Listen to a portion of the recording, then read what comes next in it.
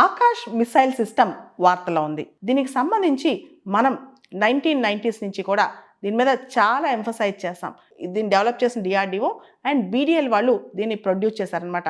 మొత్తం భారతదేశం యొక్క ఎయిర్ డిఫెన్స్కి ఇది ఒక రక్షణ కవచం. అంటే భారతదేశంలో ఎయిర్ డిఫెన్స్ ఇది ఒక కీ స్టోన్, ఇది ఒక కార్నర్ స్టోన్ అని చెప్పుకోవచ్చు అనమాట. ఈ ఆకాష్ మిసైల్స్ అనేవి చాలా పోర్టబుల్, ఈజీ టు క్యారీ. వాటిని క్యారీ చేయడం చాలా ఈజీ. హైలీ ఎగైల్ అంటే చాలా యాక్టివ్గా, చాలా ఫాస్ట్గా ఉంటాయి అనమాట. అండ్ లీతల్, చాలా డేంజరస్ అనమాట. ఈ advanced variant of Akash NG variant అంటాం. ఇది అప్ టు 80 కిలోమీటర్స్ టార్గెట్ని హిట్ చేయగలదు.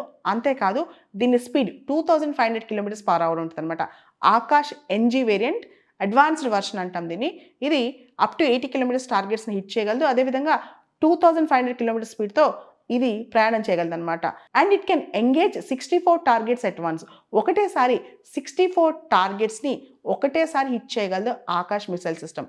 అంతేకాదు ఒకటేసారి 12 మిసైల్స్ ఫైర్ చేయగలదు అనమాట. ఇదంతా ఆకాష్ యొక్క చాలా చాలా స్ట్రాంగ్ సిస్టమ్ అనమాట. Akash air defence missile system. So అది ఒకటేసారి 64 టార్గెట్స్ని హిట్ చేయగలదు. అదేవిధంగా ఒకటేసారి 12 మిసైల్స్ను ఫైర్ చేయగలదు అనమాట.